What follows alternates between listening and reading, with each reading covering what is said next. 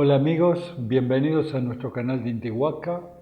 Hoy para tratar un tema muy importante en el proceso terapéutico que se refiere a la resistencia a los cambios. ¿Por qué nos cuesta tanto cambiar?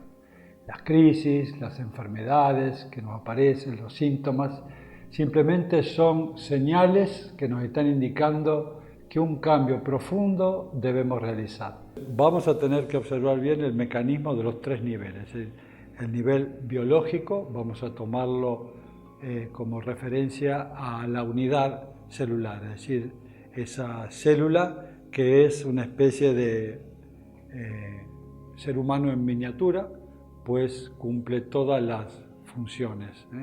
Funciones de respiración, de alimentación, de movimiento, de división celular, o sea, sexual, de alimentación, etc. Entonces somos un compendio de 50 billones de células que conforman al ser humano. Entonces, como unidad biológica vamos a tomar esa célula. Rápidamente vamos a ver que esa célula también evolucionó de una célula muy simple llamada célula procariota por carecer de núcleo, donde todo el material genético, la información estaba distribuida en el citoplasma, y la célula más evolucionada la conocemos como la célula procariota, la cual aparece el núcleo, y en el núcleo está todo el material genético que conocemos en forma de cromatina. Muy importante fue el descubrimiento de la membrana celular que recubre a esta estructura de 7 micrones formada por 3 capas fosfolipídicas que tienen una importancia fundamental, porque en principio todos estudiamos en la universidad que el núcleo formaba una especie de cerebro de la célula, donde toda esa información era coordinada por el núcleo celular contenida en el ADN. Más adelante se descubrió que si una célula es enucleada, es decir, se le extirpa el núcleo, puede vivir perfectamente varios meses, simplemente muere porque no se puede dividir, pero las funciones no se alteran. Entonces ahí empezamos a ver que quizá esa afirmación que decíamos de que el núcleo era el cerebro de la célula no es tan así. Entonces se empezó a estudiar la membrana celular y su estructura y nos dimos cuenta que está formada por esas capas fosfolipídicas donde existen dentro de ellas proteínas integrales de membrana, que son proteínas que operan dejando pasar ciertas sustancias, expeliendo otras. Es decir, que el mecanismo, si la inteligencia de la célula está dada en esa membrana tan pequeña que tiene una inteligencia increíble, como lo vamos a ir viendo. Y el núcleo nos damos cuenta que está manifestando las gónadas, es decir, el aparato reproductor, porque es por el medio del cual ella se divide, en mitosis. Con este nuevo concepto vamos a establecer que estos receptores de la membrana, son proteínas específicas, están adaptadas a la dinámica de la química que le llega del medio intracelular y por el cual esa información hace que la célula adopte distintos tipos de funciones. También podemos encontrar pequeños receptores llamados nanoantenas, que son las que están observando no solamente el ámbito citológico, es decir, no solamente el ámbito periférico a la célula, sino también son capaces de captar estados de ánimos de la persona. Es decir, si la persona está viviendo en un medio agresivo, en un medio tóxico, estos nanoantenas conforman una capacidad de recibir esa información energética y transmitirla a la célula bajo un criterio. La célula, si se defiende, no crece. Es decir, que ante un ámbito hostil que la persona esté viviendo, esa célula no va a crecer. Esta es la primera información en el nivel biológico. El segundo ámbito que se desarrolla todo este proceso es el ámbito personal. Acá tenemos lo que sería un individuo rodeado de lo que conocemos como la burbuja holocuántica, es decir, un campo luminoso, un campo energético de información y energía que rodea a cada ser humano. Lo llamamos la burbuja holocuántica, donde toda la realidad sucede dentro nuestro. Y cómo este campo a su vez se comunica con el macrocampo planetario. Siempre hay una correlación entre lo que sucede aquí adentro y lo que sucede aquí afuera. No puede ser de otra manera porque están totalmente relacionados. Entonces nosotros desde este lugar sabemos que los pensamientos que provienen del cuerpo mental de la persona, los pensamientos que provienen del cuerpo mental de la persona, porque no es el cerebro el que piensa, sino que el cuerpo mental genera una vibración determinada, es un evento cuántico, que luego es captada, esa vibración, y traducida por el cerebro físico en determinado pensamiento para que lo hagamos consciente. Es el pensador, el ser que está por detrás de los pensamientos y de las emociones, es el que, por medio del cuerpo mental, genera este evento cuántico que conocemos como pensamiento. Ocurre que ese pensamiento generalmente va acoplado por una energía emocional que le da una estructura que conocemos como forma del pensamiento. Y va a tener una carga, esta energía, positiva o negativa según el orden del pensamiento. Pero en la realidad lo que conocemos es que los procesos mentales se dan en forma de mecanismos automáticos que hemos grabado durante nuestra vida. Esas creencias, esos conceptos, esa forma de percibir la realidad conforman lo que llamamos una especie de almacén, una especie de registro que tiene que ver con esos modelos que hemos heredado o hemos adoptado y nos hemos hecho adictos a determinadas formas de pensar. Esas formas de pensar repetidamente van formando estructuras dentro del cerebro, es decir, cordones neuronales por donde van a ir fluyendo esos pensamientos. Como esos pensamientos están imbuidos de una emoción y para sentir esa emoción necesitamos un mecanismo de neurotransmisores que surgen del cerebro o del hipotálamo, núcleos especializados en generar neurohormonas que van a poner en contacto al cuerpo emocional para determinar qué sensación vamos a sentir. Entonces, estos mecanismos son importantes porque están relacionados todo el tiempo con la unidad básica que es nuestra célula.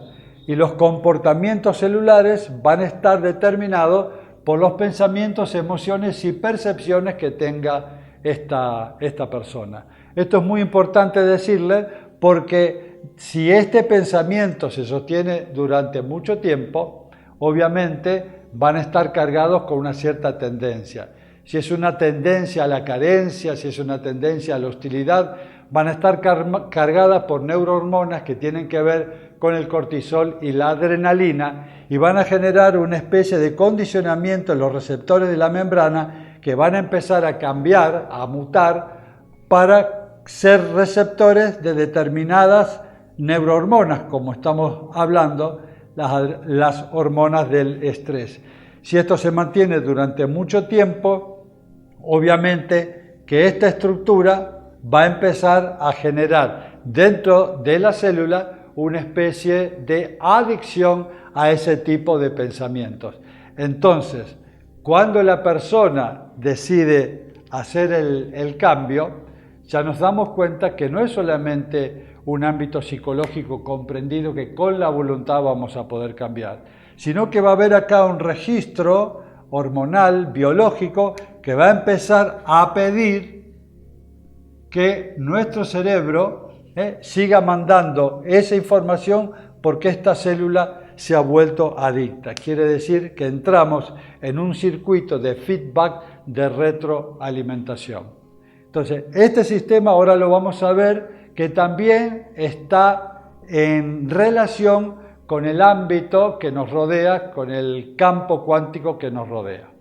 El otro ámbito que vamos a describir ahora es el ámbito de los 3 niveles de realidad, para que nos demos cuenta cómo los 3 están interrelacionados y conociendo este proceso podemos hacer un diagnóstico y cómo poder deshacernos de este proceso simbiótico que ocurre. O sea, los 3 niveles de realidad vamos a describirlo acá como el primer nivel de realidad es el mundo físico, que todos conocemos, el mundo tridimensional, sólido, que estamos acostumbrados a manejarnos, palpable, los sensores que nos determinan de este mundo físico, los conocemos como los 5 sentidos. Esa información que traemos nos hacen ver que hay un mundo físico, un mundo real, un mundo que se mueve a través de las leyes newtonianas, donde todo es predecible, pronosticable, determinado. Ese es el primer nivel de la realidad. El segundo nivel es el nivel cuántico. El nivel cuántico que conocemos es el mundo de lo pequeño, el mundo de las partículas, el mundo que conocemos como tan sutil, impredecible en su dinámica, que las leyes físicas no pueden explicar los procesos que se viven en el nivel cuántico, el átomo y los niveles subatómicos. Se necesitan nuevas leyes como la mecánica cuántica o la física cuántica para poder interpretar qué ocurre en este nivel de la realidad. Y por último, el tercer nivel de realidad es el nivel que llamamos de la inteligencia no circunscripta,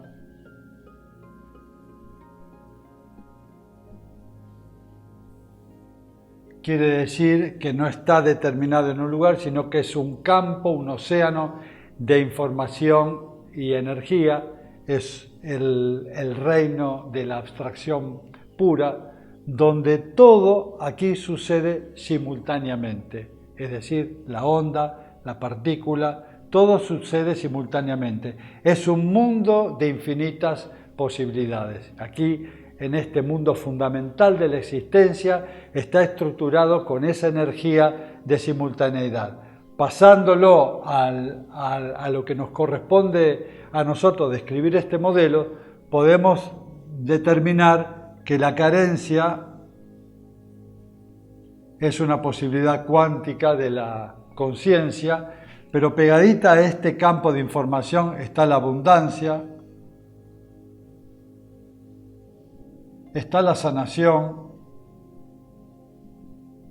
está la enfermedad,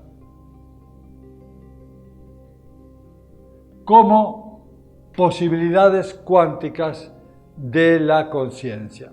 Entonces vamos a ver ahora cómo opera este proceso en simultaneidad. Ese pensamiento que hemos memorizado, ese pensamiento al cual nos hemos hecho adictos, que forma un carácter, forma nuestra personalidad, tiene el apoyo químico de todos los 50 billones de células que están conformadas y han modificado su membrana celular para para corresponder a determinado tipo de pensamiento o emoción. Entonces vamos a ver ahora esta frecuencia de carencia, por ejemplo, que es lo que he memorizado en mi conciencia, he memorizado este arquetipo.